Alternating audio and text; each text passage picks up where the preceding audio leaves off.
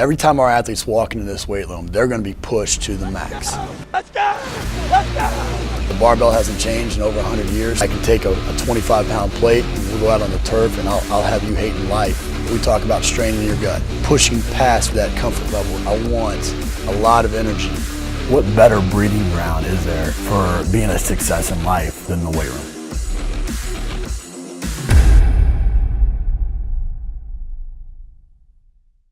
Hey guys, welcome back to Iron Game Chalk Talk. I'm your host, Ron McKeefery, and this is episode number 224. I want to thank you guys for listening each week. Really appreciate those of you that like, share, comment, and just help me spread the word about the show. Also want to thank our sponsors, and specifically Woodway, for sponsoring these episodes and bringing them to you for free. As we all know, that Woodway is by far the best treadmill out there, and just great friends of Iron Game Chalk Talk and many strength coaches that listen. So if you're in the market for treadmills, please reach out to them. This week I'm joined by Kevin Vanderbush. He's the head strength coach at Ben Davis High School. He's been there 34 years, which is, I mean, you deserve multiple medals for that. And that's up in Indianapolis, Indiana. He's also a founding member of the National High School Strength and Conditioning Coaches Association. Coach, really appreciate you coming on the show, man. I'm looking forward to the opportunity. You know, you've been, Ben Davis, 34 years, and specifically in high school. And obviously the field has changed. I mean, 34 years ago, there was a lot of places, a lot of colleges that didn't even have strength and conditioning programs. Rather than kind of go through kind of where you've been and that type of thing, you've been in one place for most of that time. What is there a team? Is there a year? Is there a sport that you feel like, during that time really kind of shaped you as a strength and conditioning coach? When I first came in, really was hired because we were fortunate enough to get a new head coach who'd been an assistant at Army and Purdue. And he'd seen strength coaching at the collegiate level and said, hey, we need to get this at the high school level. The school, Ben Davis also at that same time had gotten a group of coaches together and, got a weight room. And they put some money toward that. So I was in the right place at the right time when I came out of school, and the football coach was a big proponent of it. So we kind of started mostly with the idea, the foundation was football. But we were in a school district where, even though large, they'd only had 11 seasons, 500 or better, and 47 years of football. So we were known mostly for our band. Not really known as an athletic school. We hadn't really won sectional in football, basketball, anything like that. So we were kind of starting from ground zero, but we felt like the idea of developing a strength training class and taking our athletes and making them faster, making them stronger, more powerful, physically, changing their body composition, making them more confident, we could, take this program to the next level. And it took us a couple of years. First year was kind of rough. We started keeping track of club members and strength numbers and that type of thing. But once we got to about the third year, we kind of turned the corner, and then, the fourth year we won the state. And that led to, 4 state championships in 5 years, including a national championship.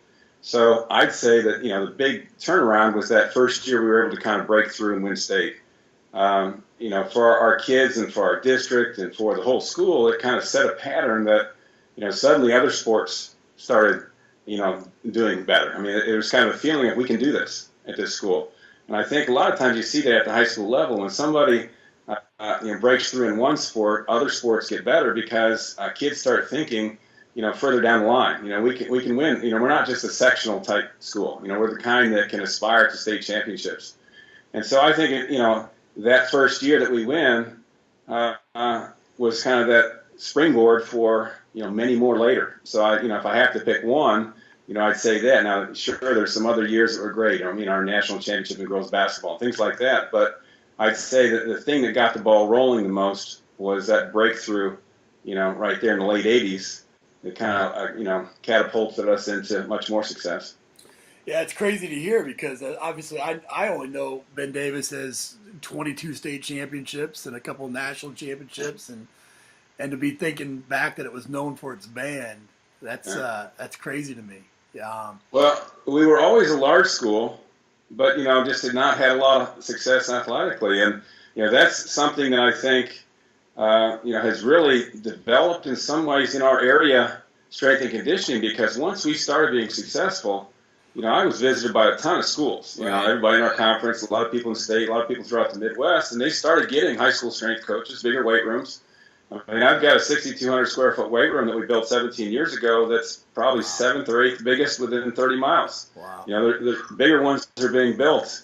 But by doing well athletically, people want to know what's the secret. And, most of the athletic directors, coaches came in and said, well, we don't have this, and this is making, a big difference in your program, and started putting it in. So I really think that kind of led to, a lot of growth in strength and conditioning around the Midwest, is because you see a school like ours that just suddenly changed, and that was really the only big change that had occurred.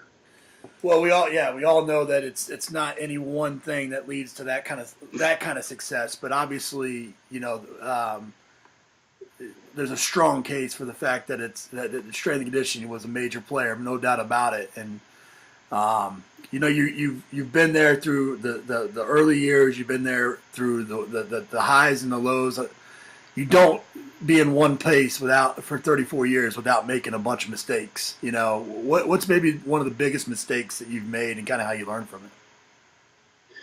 When I first started, I found that there's a lot of things that happen that, I think young strength coaches do this. You take things personally. It's like that kid that maybe acts up a little bit, you're thinking it's something against you, or that coach that doesn't like this or that, you're thinking, okay, they're threatening my program. But as you go on in years, I think you realize that, that kid, it isn't anything to do with you. It's that kid's parents are suddenly divorced, or that kid got in trouble in another class, or whatever it is, and you learn how to deal with it differently. And, for me, it's been, the first few years, it was all about studying strength, conditioning, flexibility, nutrition, that type of thing. But then I really quickly learned that this whole profession is so much more than that. It's about sports psychology. It's about motivation. It's about, leadership. It's about, learning how people work and pushing buttons. And, so I've been an avid reader of, psychology and self-help and those type of things, because I feel like that's really a bigger part of what I do than sets, reps, schemes, the X's and O's of what we're doing. And I'm fortunate that I picked it up pretty early, but, that was, early on, it was like, okay, I'd confront a kid here or there, and I realized that, I called him out, and, I learned to just pull kids aside, talk to them one-on-one. I learned to, go up to them and say, hey, are you having a bad day? And kind of talk about something else rather than deal with the particular issue that kind of brought us there. So I'd say that was the biggest mistake I made early on, that I feel like, it's a valuable lesson that you'd want to share with other young strength coaches. Yeah, I've talked about this on the show quite a bit, but I've always said that that's one of the biggest mistakes I've made as well, is that confusing passion with emotion, and where we're trying to show our passion, that we're there for 14 hours a day, and that being there on time means something. That one instance when that kid walks in 5 minutes late, you have an emotional response to try to show that passion. And that's such an important lesson, and I'm glad you brought that up.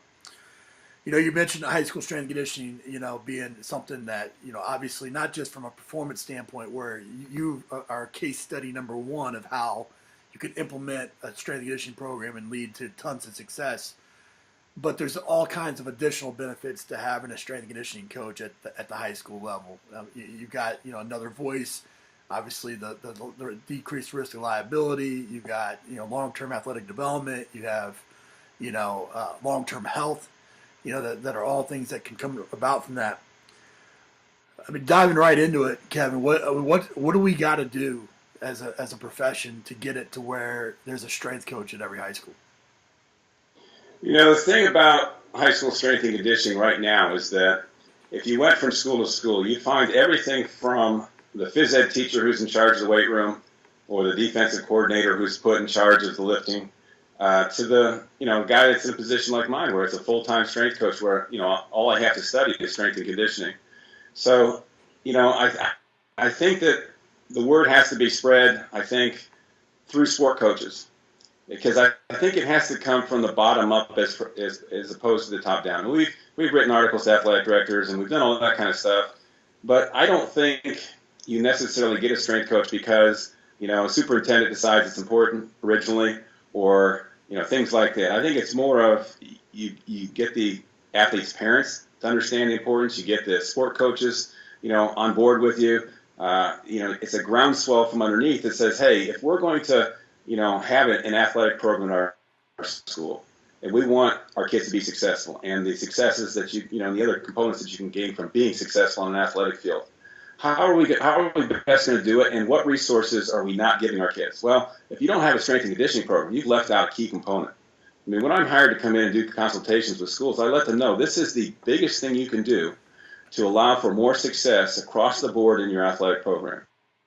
And so if you don't have a solid strength and conditioning program that everybody is on the same page with, and the next step being you don't have somebody that oversees it, that is that expert in the area, that makes sure things is consistently run throughout the day, and that all the things you mentioned, the liability factor and so forth, that you're not giving your kids all that they need. I think we're taking the same route that athletic trainers took a while ago. Nobody, schools now won't think of putting somebody in charge of injuries that doesn't have some type of certification. You don't have that guy out that's just kind of throwing salt pellets out and has got some athletic tape. It's going to be somebody who's certified. And I think we'll get there, but I think it's going to take a little bit more work because it's going to take people in administrative type roles who've come through with the understanding that strength and conditioning is an important component. I think the same thing happened at the collegiate level. I think originally the college ADs weren't necessarily ones that grew up with it, and until they understood the importance and sport coaches pushed for it, you didn't see it, develop the way it has now. So I think we're just kind of that step below that has to go through that. And I think that, the organization that we've developed is going to be big because now suddenly we've got an opportunity for people to kind of, hey, how do you go about convincing the athletic director? How do you go about convincing the sport coaches? We've got different templates we can give to other people on people who've been successful in getting that out. So before there wasn't anything like that. So, I think it was kind of stagnant in part because of that.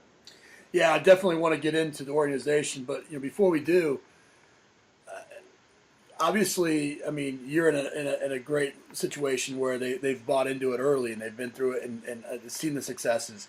I've often talked to my interns and other coaches that have come through, and I always talk about building your own opportunity. If you're having trouble finding a job, when there's a limited pool of jobs right now, is finding and creating your own opportunity. And in my mind, there's no bigger opportunity that exists right now for strength coaches than to go create opportunities at the high school level. When you're talking dollars and cents, which is what that's, from that top down that you mentioned with the ADs, the ADs and the superintendents, they're looking at dollars and cents in the bottom line. When you're talking to the parents and coaches, what are some creative ways that you found or that you recommend, strength coaches or parents or boosters or whatever, find those dollars and cents that make it so that you can even get the opportunity to make the impact that you've made and others have? One of the biggest selling points to high schools is the idea that, I've had as many as 420 athletes in 6 periods. Okay, that's 420 students that aren't in another class that you're paying another staff member to monitor. So, I can have pretty high athlete to teacher ratio, within my, and still work with it. So, schools are looking for ways to save money. Well, if you've got, it comes out of the PE department funds, you're paid as a PE teacher and then given a coaching stipend later, it's not quite the chunk that comes out of athletic budget, because I get a coaching stipend after school, but, most of my salary is a teaching salary. Right. So that comes out of general fund. So it's not the same dollars and cents hit that some people who just hire a strength coach from outside that are paying that full salary, that full-time salary, out of athletics or something else. So I think, that helps. But I also think, you got to look at other programs around the schools and you kind of point to them. We have a marching band. They're paying a lot of people to run that marching band. They're offering classes during the day. They're giving people money in the summer to do that. We have show choirs. We have journalism classes. We have things like that for kids who show an above average interest or ability in a certain area. Why not take our athletes who fit into that, and make sure that they have, access to that kind of thing. So I think by showing the importance, I think it helps. I think that, in a lot of cases, sometimes it has to start small. You might be that guy who's, who teaches something else that you really like to be a full-time, but you start working the after-school program. You start having kids come in during the study hall.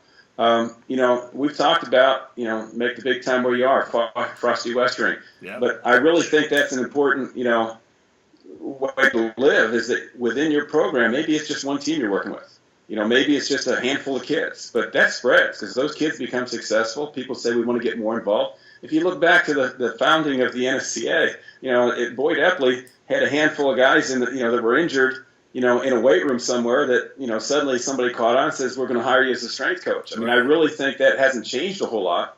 In many situations, that's how you got to start out. Yeah, I couldn't agree with you more. And like you said, I mean, it might be a Frankenstein where you're pulling from lots of different resources to make the opportunity. But once you do have the opportunity, that's where we have to make the most of it. And you've done that, and so many else's like Boyd have as well. One of the most frustrating things, I have 4 kids now, all in high school. And, I've got a lacrosse and a cross-country runner, and my son's a pretty accomplished wrestler. And there has been nothing more frustrating to me than to try to train them in the weight room, And so I know, high school, there's a unique skill set that has to be there to work with that population, and not just any strength coach. I mean, I'm a fairly good strength coach, but getting my son to do things was quite a bit differently than getting my 19, 20-year-old freshman, to do things. What are some of the unique challenges that you see and skill sets that you think are critical for a high school strength and conditioning coach? All you have to do is talk to a few college guys that have tried to go to the high school level. I don't say down to the high school level because I could give you 10 reasons why the high school strength coaching position is better than any collegiate position. No question. But when the college guys go to high school, it's a whole different set of variables that they're dealing with. At the collegiate level, they had interns, they had GAs, kids came in at certain different times, there weren't large numbers, they didn't have to deal with setting up or designing a class, that they had much better facilities. So even just before you talk about what it takes to work out a high school age athlete, you've got to be pretty good about the whole organizational, structural system to where you can say, okay, this is the amount of time I have. Okay, this is what I need to get done. How do I map that out? Much of the work, to me, that goes into being a high school strength coach is done before the kid walks in the room. You've got to have a system set up to where that kid's going to know where to go, when to go, how long to be there. And, you've got a limited amount of equipment. How am I going to organize it to where I get kids that are, nobody's sitting around, everybody's moving through. So I really think, the big thing that needs to be taught with, in high school strength and conditioning, the big thing that's easier, that's different from other, is the parameters that you've got to work with. Then, as far as the kids themselves, you're working with everything from a 14 and 15-year-old that's prepubescent to an 18-year-old that probably could be, look like they could be 22 years old. And you're working with them a lot of times at the same time. Many times you're in situations where you're working with 5 or 6 different sports at once. It's not like collegiately where you get the football team comes in and the basketball team comes in. Right. You're working with all athletes, sometimes both genders at the same time, which at the high school age, you try teaching a co-ed class where you've got guys and girls in the same room. There are things like that I think you have to be really good at. The high school kid, to me, is in the toughest time of his life. Yep. I mean, he's dealing with, I want to be an adult, but I'm not an adult. My parents are still, pushing rules on me, yet I feel like I ought to be able to make up the rules. At the same time, they're wanting to track the opposite sex. They're trying to figure out what to wear. They're breaking out with acne.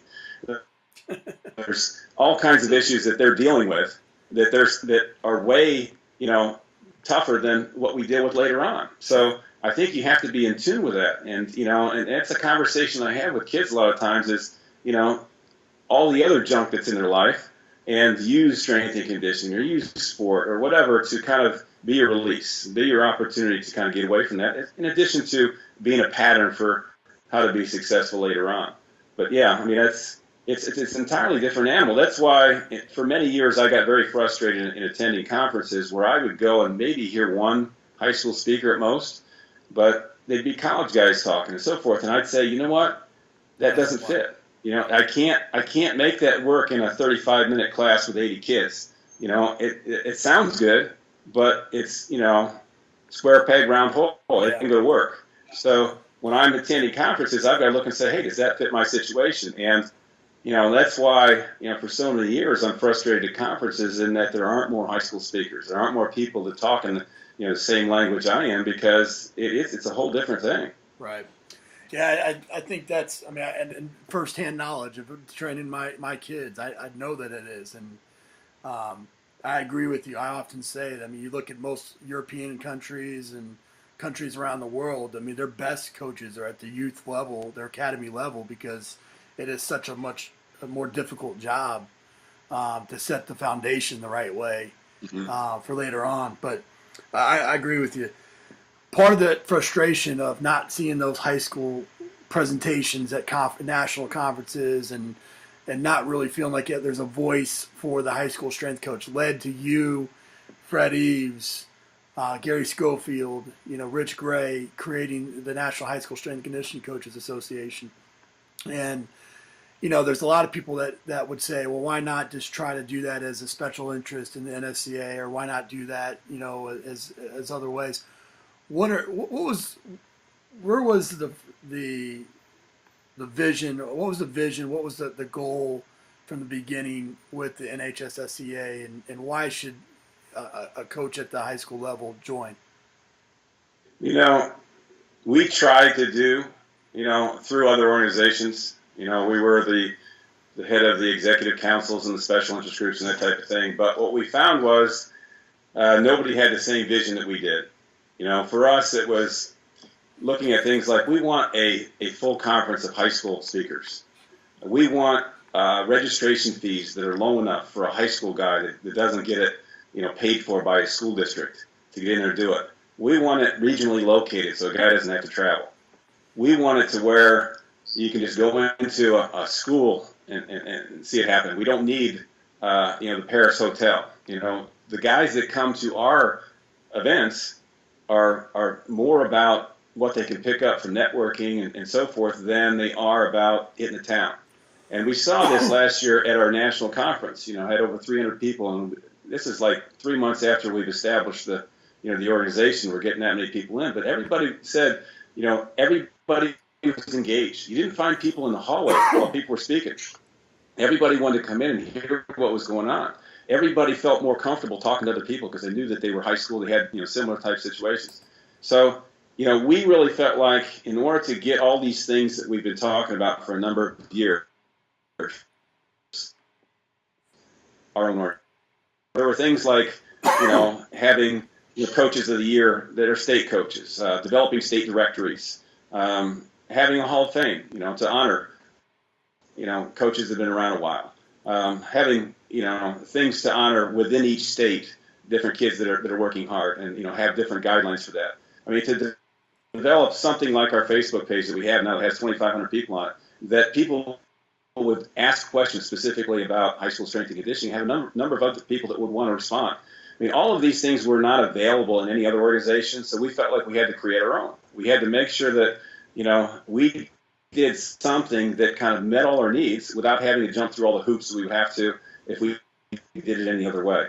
And, we kind of got pushed out in some ways of, other places. So in some ways we kind of thank them for not following through, because it allowed us to, create something that we think is pretty special. And we're not even a year old yet.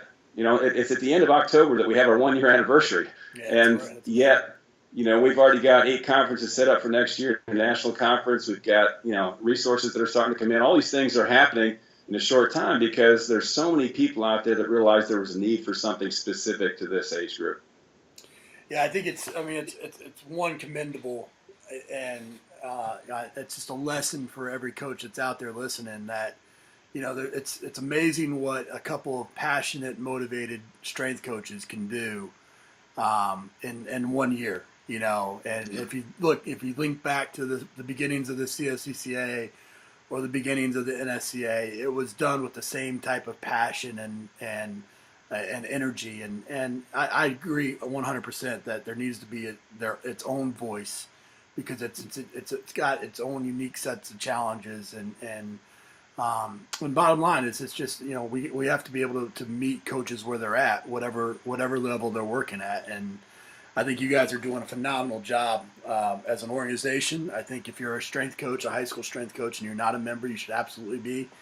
And then I know that you mentioned the 8 regional events. The national event's going to be at Brian Clark's place, right, in Noblesville. Yeah, Noblesville. This year. Yeah, something else I'd like to just add on that is that, being a paid member isn't about, are you getting a t-shirt, are you getting a certificate, or whatever it is. It's about the idea that by joining this organization and being a paid member, you're investing in high school strength and conditioning. Yeah. And, it's not just, what can I get from this, but more like if we continue to develop this, everybody will win. So, we've had some people who say, okay, $100 to be a member, what am I really getting from it? But, I think you got to look beyond that, because if we continue to get this thing going the way it can eventually be, it's like people investing in Apple or Microsoft. It's going to be a big thing. You're going to invest it in something that is going to help strength and conditioning, coaches, all over the country suddenly have jobs, get paid more, have access to more resources, things like that, I think will be the future of what we're, heading toward. Yeah, I couldn't agree more. I think, so much of what we need to do as a profession, because we are still a relatively young profession. I mean, the profession is 60, 70 years old, Mm-hmm. and when it's all said and done and we hang up our whistle, we got to think about the type of legacy that we left, and then the footprint that we left. And, by being a part of something that's, that changes, it helps change the profession, helps shape the profession. I can think of no better legacy other than working with athletes and the ripple effect that comes with that. But I couldn't agree with you more. I wanted to talk quickly about 2 things that you do that are pretty unique at Ben Davis.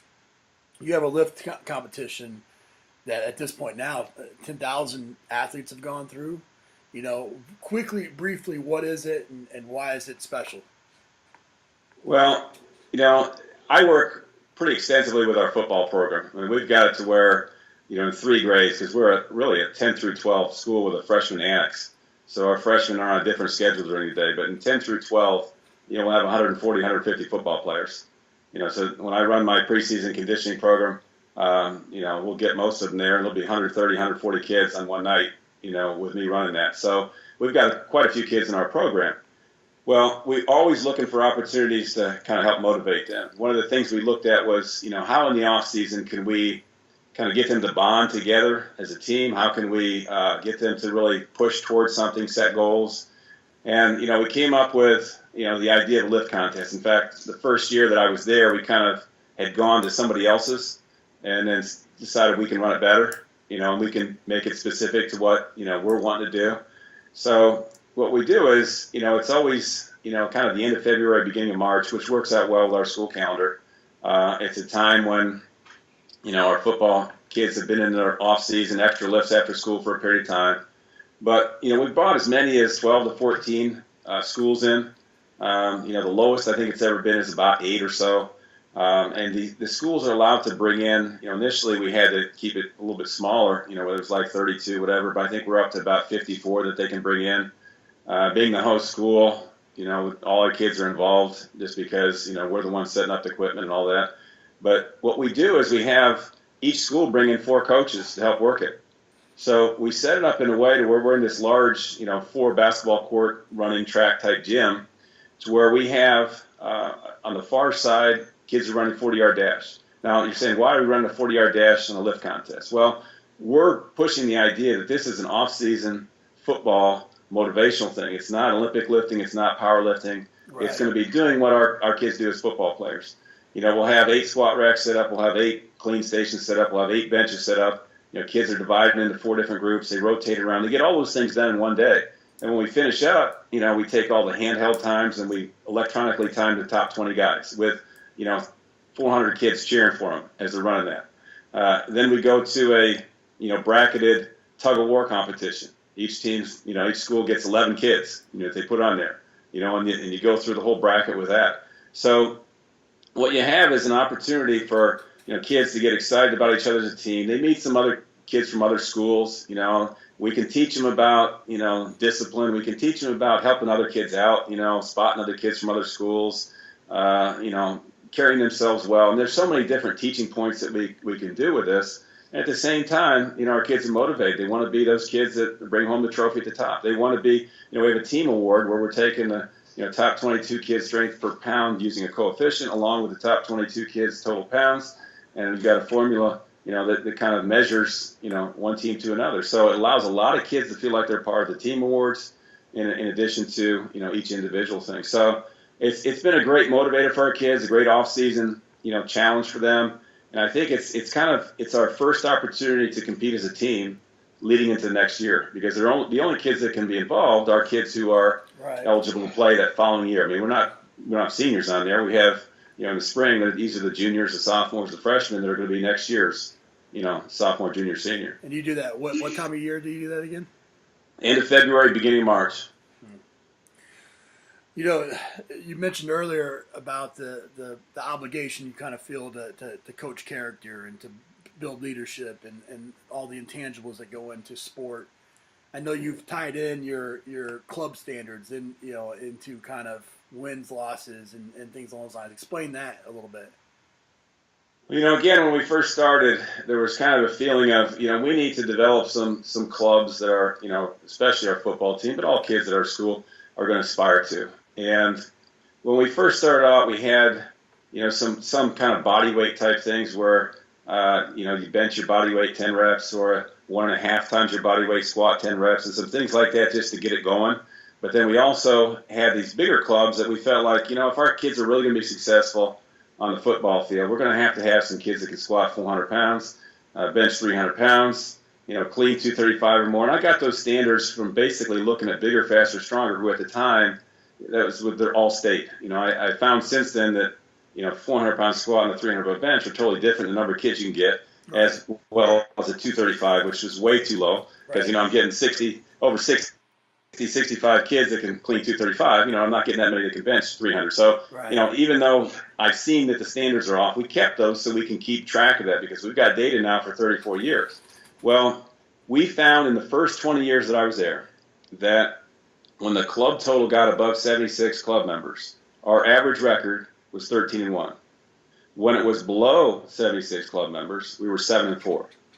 So there was a very strong correlation in those first 20 years with how strong we were and how well we did in the football field. Now, the thing that's changed since then that doesn't allow for the exact correlation like that is that the first 20 years, when we had that lift contest, we could get 3 teams, our first group, our second group, and our third group that could have been first, second, and third. Yeah. We were that far advanced from, the people that came and the area. But in the last 15 years, everybody's got strength coaches, everybody's got weight rooms, everybody's in the class. So our advantage isn't the same. Now, I still feel like we're the strongest, fastest, whatever team around, but it's a much smaller gap to where, in order to win, we also need a quarterback, we need a running back, we need some of these other things where we can't get by with just, something average there. It's got to be special. So, I'm big on, keeping numbers and data and all that and its correlation and so forth. I'm as competitive as anybody, wanting to do well. I mean, as I mentioned, to you in the past, we've averaged 10 wins a year for 30 years after having a school that, 47 years of football only had 11 years of 500 or better. So we feel like we've done something special. But I really feel like my main job is not that. My main job is that when I go into school each day, that I have an opportunity to mentor, counsel, advise somebody, and I can make a difference in their life. And if I come home at the end of the day and I can add those up, okay, then it doesn't matter what our teams do. When I talked at the national conference, one of the big things that I wanted to point out was that, I had a slide where I had all state championship rings on one side and the thank you notes I've gotten on another. And I'd much rather have the thank you notes than the championship rings. I mean, that to me is more about what I stand for than just being successful, as some people put it. But instead, I want to be significant, to where I make a difference in kids' lives. I think that's absolutely right. It's absolutely right. You've been in the field for 34 years. 30 years from now, what do you hope has been accomplished?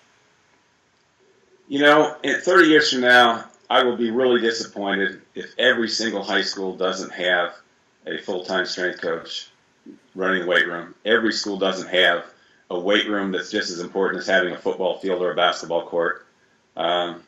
That's pretty much everybody understands the importance of strength and conditioning. That it becomes a part of every high school's curriculum. It's something that's taught because if we're going to teach advanced math, we're going to teach advanced physical education, which is basically weight training and athletic enhancement for the kids who show above average interest or ability. So if that doesn't happen in 30 years, then we're not really meeting these goals we've kind of set, as a part of the organization, and those that have been around a while have kind of pushed toward. Well said. Well said. Well, we end the show with some resources here, Coach. What's the best piece of coaching advice you ever received? Well, to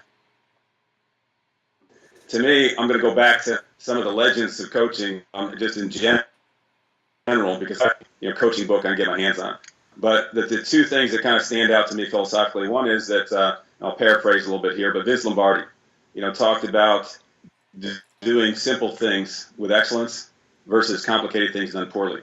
And if you look at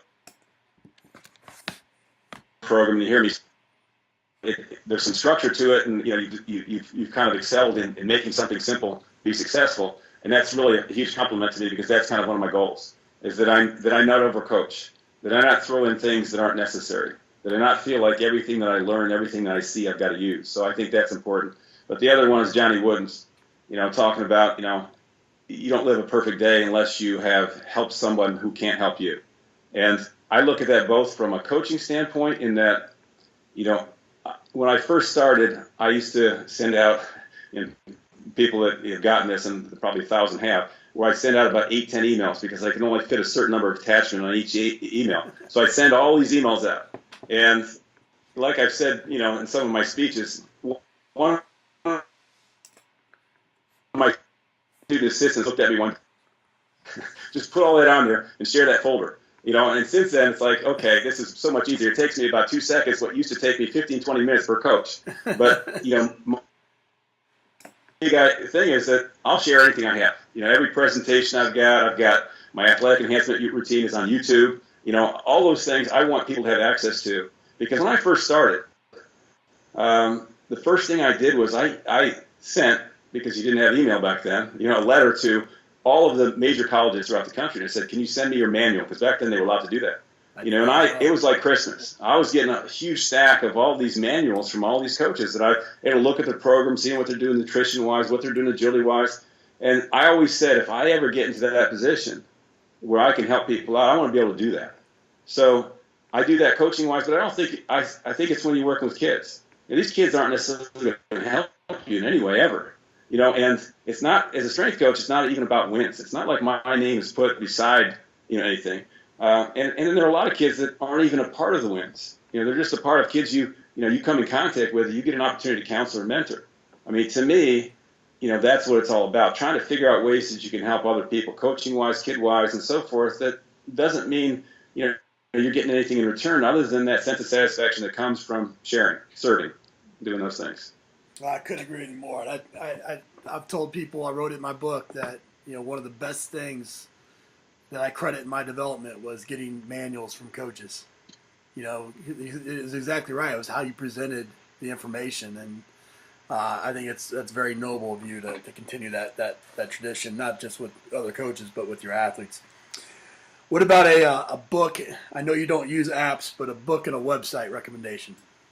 Well, I mean, I've read probably about 500 books in the last, at least 25, 35 a year. Right. So I'm big on reading. But I wanted to throw a couple out that most people probably don't have on their shelf, giving some people something different. I don't know if you can see this. What Drives Winning? Yep. Okay, Ledbetter. All right?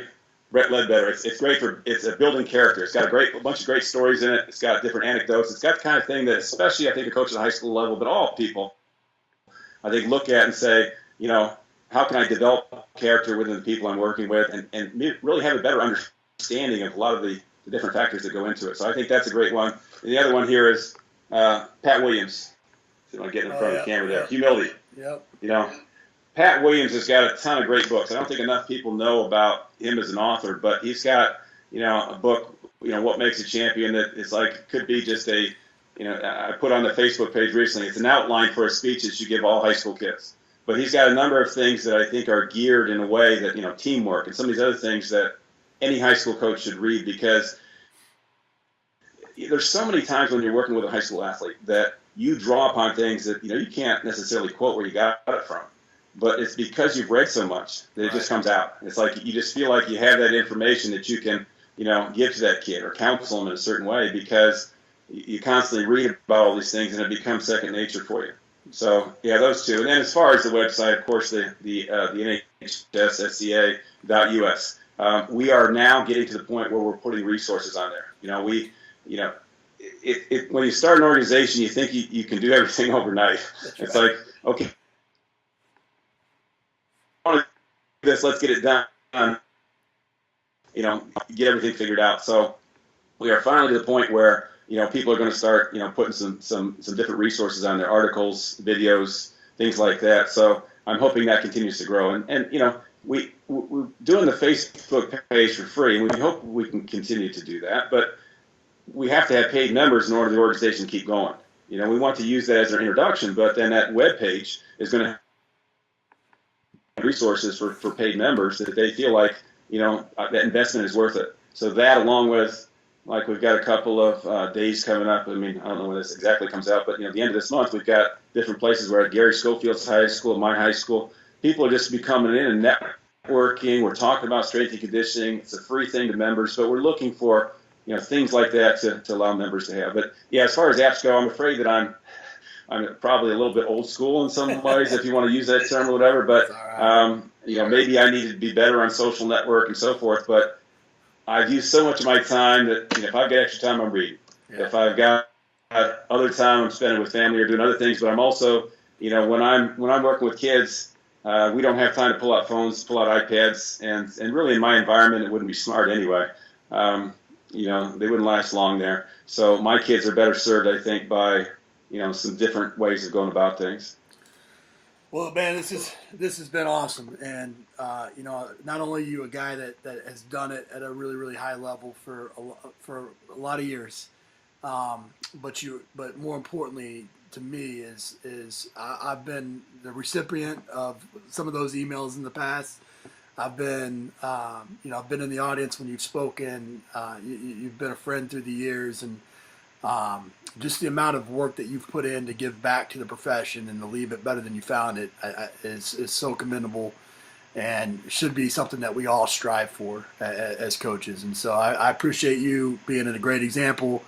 I appreciate you giving up your time and resources to help leave a legacy with a new organization and the stamp that you've put on the other organizations, because let's not forget that either. But this episode is a must watch for anybody in the profession, and I really appreciate you coming on.